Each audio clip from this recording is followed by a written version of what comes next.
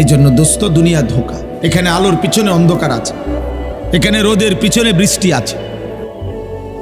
অতএব বারবার এই কথা কোরআনুল কারীমের মধ্যে আছে। মানে আমার কথা হলো এই কথাটা বুঝানো যে আল্লাহ দুনিয়াকে তুচ্ছ করে দেখাইছে, আখিরাতকে মহান করে দেখাইছে।